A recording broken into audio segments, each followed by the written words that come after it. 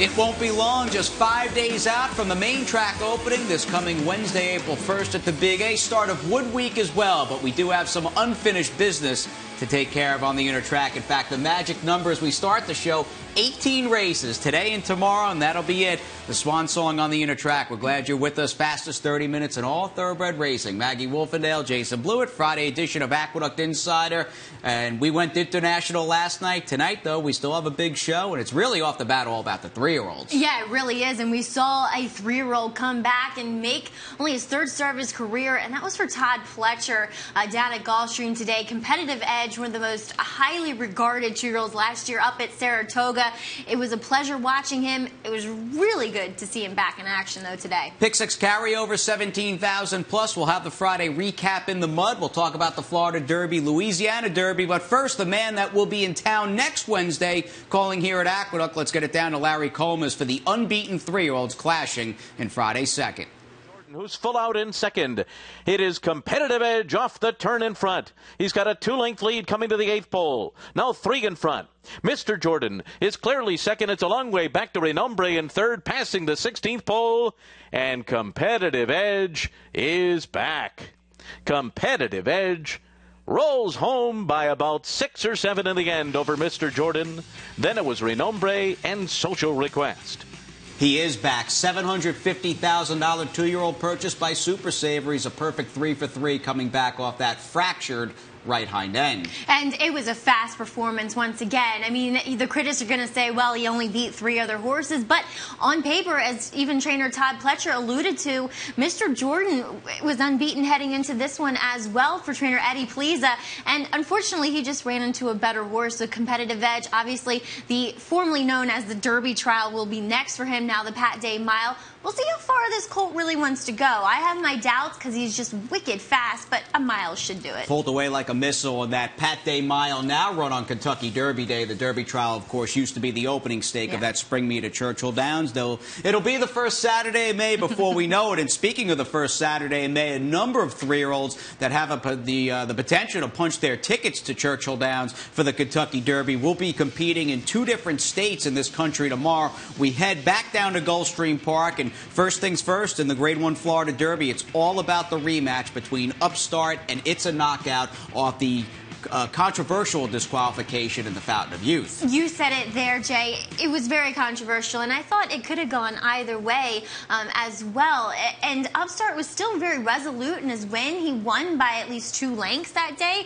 but It's a Knockout, hopefully with a cleanly run race, will have his say to see if he's actually just as good as Upstart. And as usual, it's strength in numbers for Todd Pletcher, who also has the unbeaten materiality, caught by a Fleet Alex, who's a perfect 2 for 2. What do you think of this horse, who easily ran away from his stablemate Stanford, who's actually running in the Louisiana Derby? Yeah, and Stanford's no bum, but he is very light on seasoning. You can see, I mean, you just look at him comparatively with his stablemate. He is a big, rangy horse, and he feels like the longer he goes, the better. Todd Pletcher obviously does wonderful things at Gulfstream, so his chances are very good tomorrow. I think he'll be around at the end. We'll see if he's good enough, though, to run down Upstart. 2 previous Florida Derby wins for Todd. He, of course, Scat Daddy and Constitution a year ago. It will be the Pletcher duo against the New York bred Upstart for Rick Violet down at Gulfstream Park. Maybe a deeper field in regards to at least the wagering action as we get out to Louisiana and we look at a whole bunch of horses who are dropping out of the Risen Star. In fact, you've got the first 4 finishers, among them the New York bred International Star. A big day for the state breds.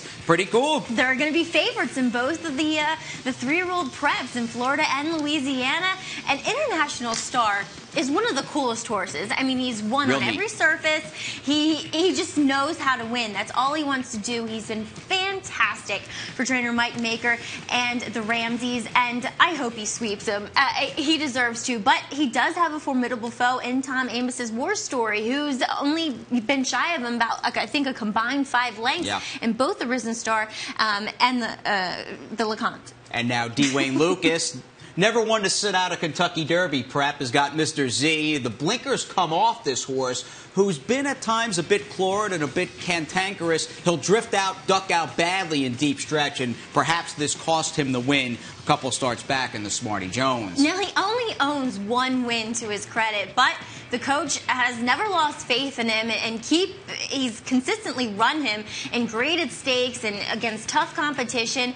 Maybe the blinkers do go off. Maybe he's a horse that wants to run at horses, and being able to see them will provide a straighter path for him to run at, if you will, because he is very competitive, and we saw that at least in his Saratoga races that he wants to win. But I think he might want to see the other horse, too. He's been an iron horse career, start number 11 and start number 3 on the year tomorrow for D. Wayne and Mr. Z in the Louisiana Derby. But 3-year-old fillies, and by the way, 4th and final round of the Kentucky Derby Future Wagers kicked off today. That pool opened through Sunday, but the 3-year-old fillies take the spotlight as well. Gulfstream Park and the GP Oaks. And how about It's a Chatterbox, who's been just a monster at Fairgrounds for Larry Jones. I mean, she looks like the 2015 version of Untappable, Jay, and by default, or by results, if you will, the Fairgrounds Oaks has been quite a producer of Kentucky Oaks winners, producing 8 of the last 17 winners of that race.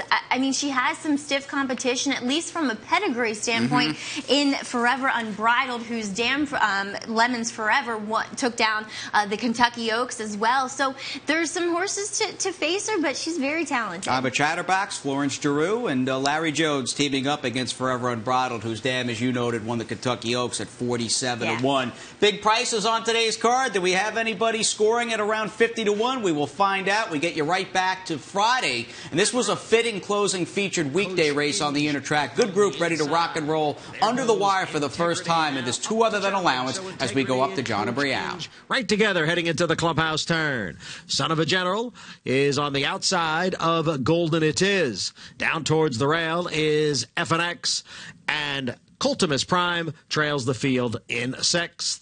Up front, Integrity steps away here and opens up a 4-length lead over Coach Inge. They're on the backstretch now, and the quarter was run in 23 2/5 seconds.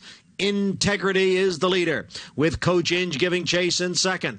Another 4 lengths back to Golden It Is down at the rail. On the outside is Son of a General, then FNX and Cultimus Prime. All chasing Integrity, who's got a 4.5 length lead after a half in 47 seconds. Integrity is the one to catch. Now they're going into the far turn. It's Integrity by 3.5 lengths. Coach Inge continues to race in 2nd. FNX is on the move on the outside. FNX is gaining ground on the outside of Coach Inge. Integrity still there by 3. FNX moves into 2nd. Coach Inge is now in 3rd. Farther back, Golden It Is, Son of a General, and Cultimus Prime. 3/4 in 1:12 in the stretch with Integrity and FNX. FNX on the outside takes over now from Integrity. FNX with a 3-length lead inside the 16th pole. Integrity a clear-cut 2nd. It's FNX by almost 4. Integrity was 2nd. Big break back to Coach Inge in 3rd. Back-to-back featured wins at the Big A over the last couple of cards for Jimmy Jerkins and Steve Moyer. It was John's Island yesterday in a scramble. Well, today it wasn't that close. FNX did not need a photo. He proved a good 2-length plus winner over Integrity in the 8th. And this horse is just a big galloping son of Mineshaft, as they tend to be. And the more distance, the better. And he's a talented New York bred. He's one we really have to pay attention to. I mean, he won the Empire Classic going back as a 3-year-old last year. They kind of threw him to the wolves a bit, I think, in the Hawthorne Gold Cup. And now beating Open Company, you got to think that New York bred stake races are going to be in his future as well as John's Island. And there's a whole bunch of state bred stakes in addition to a whole bunch of Steve Moyer appearances on this show. When you're winning, you get to be on Insider. And Maggie caught up with Steve after the 8th. A little bit of deja vu here in the winner's circle at the Big A. Assistant trainer to Jimmy Jerkins, Steve Moyer here with, once again, a New York bred taking down Open Company, coming off of a layoff. FNX, talk about how you got this guy ready. It was actually pretty easy. He's an easy push-button horse to train. He's a galloper, a long striding horse, just we did it Jerkins style. Long, a lot of foundation, just long, slow, steady works, no speed. He schooled last Sunday, looked terrific in the paddock schooling. And then I started feeling confident about this spot. We ran out of time to make the Stymie last weekend, but this was a good option, maybe prepping for the Excelsior, going a mile and a quarter. He's a mine shaft. He's just going to get better with distance, age. He's got a beautiful long stride on him. He really does, and that's evident in his physical makeup. And the longer, the better for him. But some horses coming back to your barn here at Belmont I think Wednesday. Jimmy's heading north again. Talk about the big ones coming back, VE Day and Wicked Strong. Wicked Strong had a real good prep down there going a flat mile. Jimmy is very, very, very pleased with them.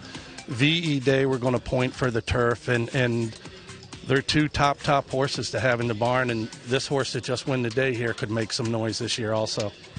Doing very well with the New York breds and the talented 3-year-olds. Steve, once again, congratulations. Thank you. It never gets old being here. Barn not hurting for older horses with VE Day, Wicked Strong. And look, you've got Johns Island, who might be a top New York bred sprinter. And let's not forget about FNX, who was very good in his 4-year-old debut. And they were. And I'm excited to see the Florida horses returning to New York. He has some very nice New York breds, as was evident these past 2 days. And I love looking at Jimmy Jerkin's horses in the paddock, Jay. They're all so big, they're strong, and they're just well taken care of, and you know they're ready when they show up to the paddock. The apple did not fall far from the tree, and April historically was the Chiefs' month to shine here at Aqueduct with his Florida shippers. Like father, like son, we'll look forward to having Jimmy back on the ground. Steve Moyer doing a good job. And how about Junior Alvarado, who continues to win races in bunches? Little TLC in the mud on this Friday at Aqueduct as we set it to break.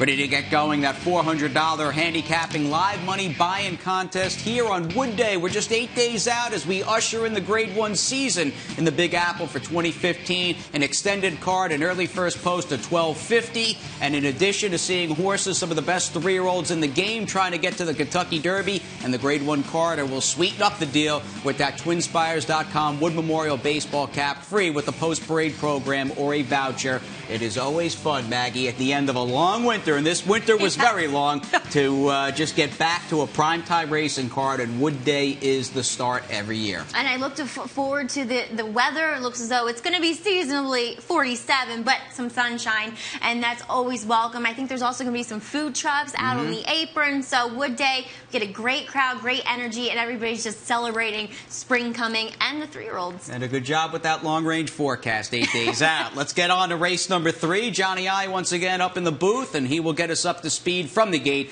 with this group of New York-bred 3-year-old filly allowance horses.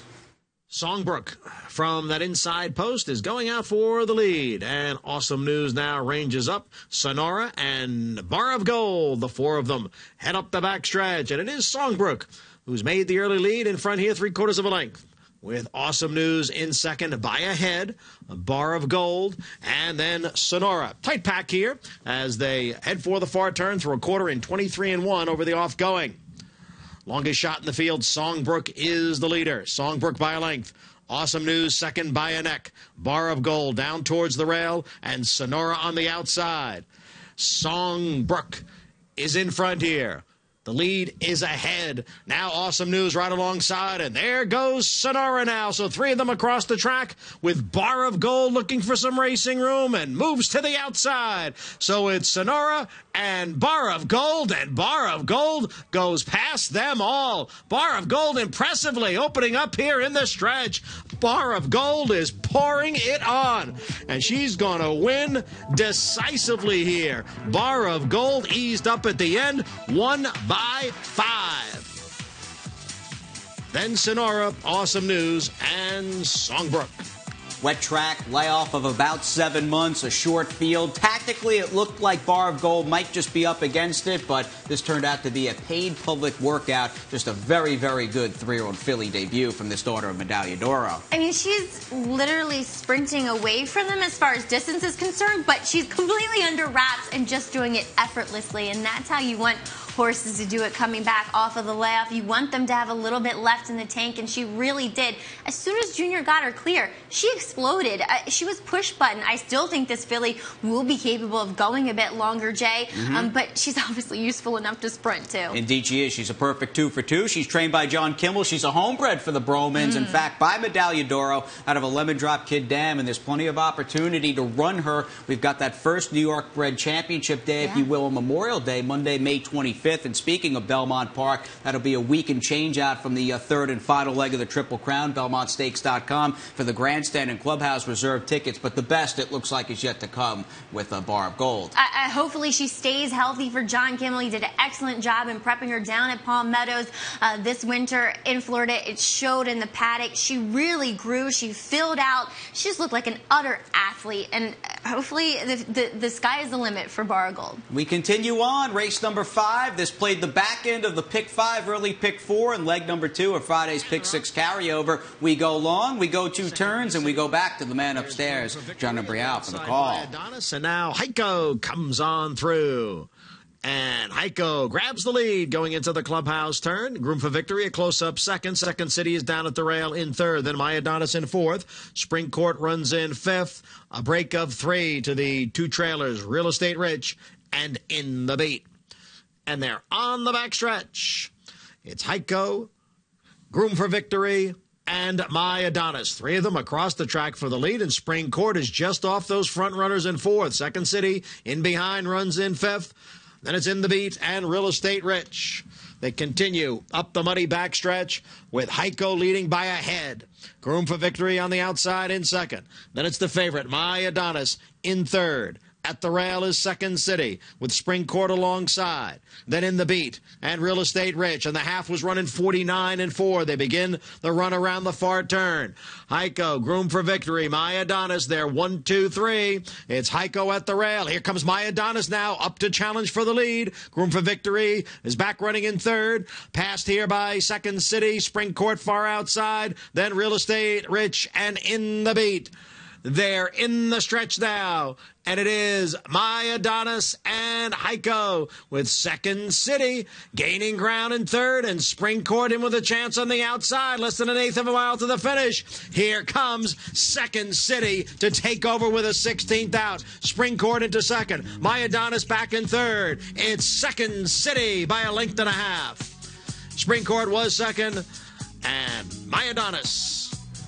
Second inter-track win for Second City, who picked them up and laid them down 3 wide, a quick brush, and he was pretty good here, winning a pretty deep 25 claimer. Yeah, there was horses with tons of back class here, well, including himself, as he is a former stakes winner. But Nick Essler doing a great job with this horse. I kind of was remiss in that I didn't say it in my prattle, and that I had watched this horse breeze, and he breezed really well, and he's completely under wraps before this race, and Nick had him ready to rock and roll. Number of young gun caliber trainers, if you will, on this circuit. What do you like about Nick Essler, who's been, I guess, in the Big Apple maybe 2 years, a little less than 2 years, out on his own and seems to be doing pretty good? That he's completely hands-on. I mean, he rides most of his barn. He likes keeping the stable numbers small so he can give that individualized treatment to each and every one of his horses. So I think that's what, you know, makes him unique and separates himself from some of his counterparts. All right, doing a good job, Nick Essler. Nice job, too. 2 for 2 off the claim with Second City. Let's move on, though.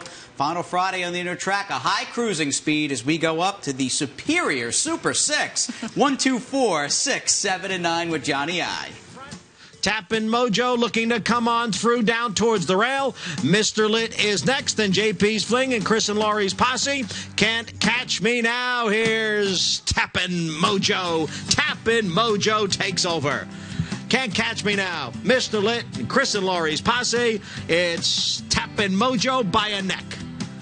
Can't Catch Me Now was second. Then the gray Mr. Lit and Chris and Laurie's Posse. Field comes into the stretch, and Misvalued is still there. Misvalued, Be Noteworthy moves up on the outside. It's Misvalued in front. Be Noteworthy in second. Misvalued drifting out a bit. Be Noteworthy trying to get past her. Born to Be Mild is third. Now a 16th out. Here comes Be Noteworthy to take over, and Be Noteworthy will draw away at the end. Misvalued second. Weekend score came from way out of it to get third. Born to be Mild was fourth. Lily on the inside and culminating on the outside. Dulce de Leche is 4 lengths behind in third. Culminating now takes a narrow lead from Mohawk Lily, who continues to battle on down at the rail. Culminating, Mohawk Lily not giving up. Culminating with a head in front. Mohawk Lily is second, and Dulce de Leche is third. Then Real Deal Lady in fourth. They come for the finish, and culminating will prevail. Mohawk Lily in a good effort for second.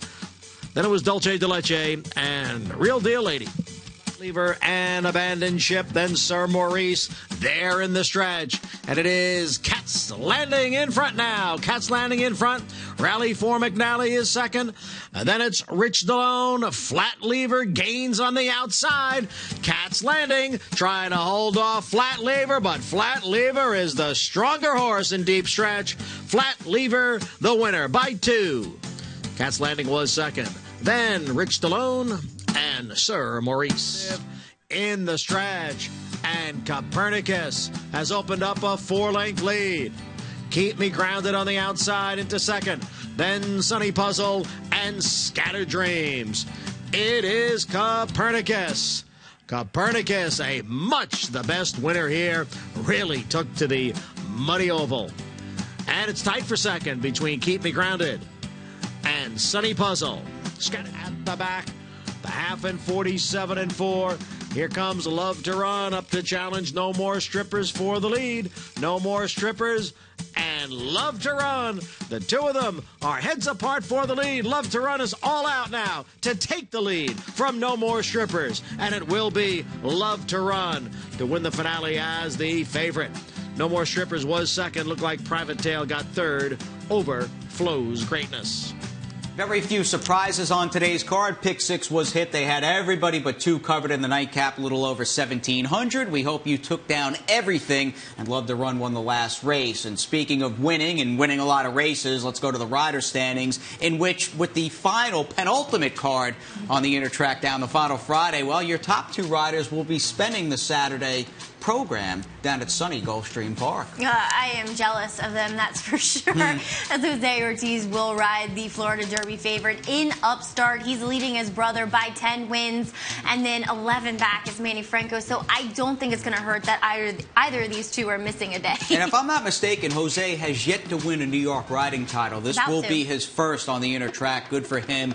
A young man that's got the world at his feet. Now, David Jacobson will spend Saturday, as has been the case over the last few days, over in the deserts of Dubai at Maidan, and we hope Salute Those Amigos runs a good one in tomorrow's Golden Shaheen. Well, what's great is he doesn't have to be here to win races. He can enjoy Dubai, and Salute Those Amigos, as you said, Jay, looks really strong in that Golden Shaheen. And some big names in the owner standings. David Jacobson comes at you with the numbers. He's got a lot of horses. He runs a lot of horses. 16 wins, but Michael Dubb, Rapoli stable, all of these outfits do a great job, and they will be present as we switch to the main track on Wednesday. They'll be present all year round. You know, many of those guys taking Saratoga titles, Dubb and Rapoli, just to name a few. A couple of pages with claims. I like to see some wheeling and dealing on this muddy Friday on the Intertrack. Tappan Mojo seemed to pull himself up near the wire in the first race. Did win as the even money favorite, claimed by Nightpaul Chatterpaul. And the 10-year-old groomed for victory. Back to Joe Imperio for $25,000. Yeah, you know,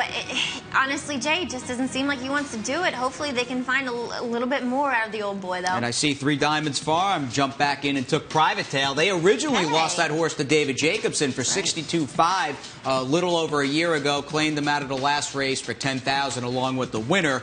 As we, speaking of winning, hope to cash big on Saturday's card. We've got the preview coming up.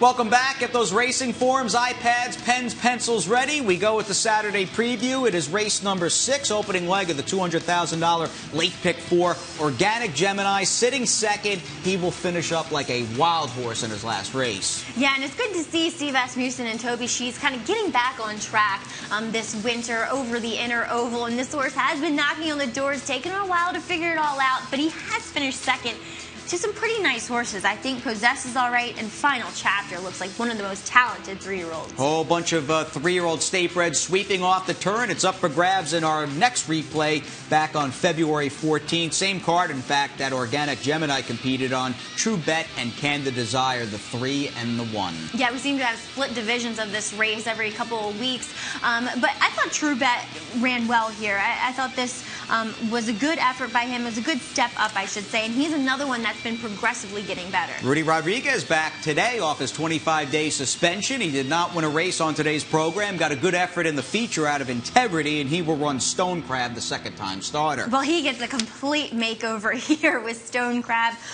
First-time gelding, blinkers on, off the layoff, stepping up in class, I should say, as we do see him finishing third here. It was an okay effort first time out.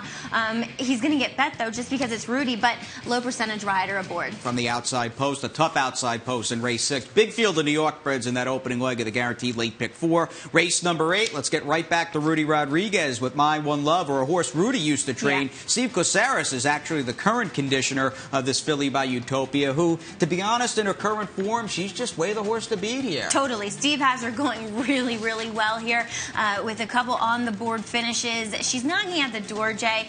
We'll see if some of the other lightly raced horses have something to say about it.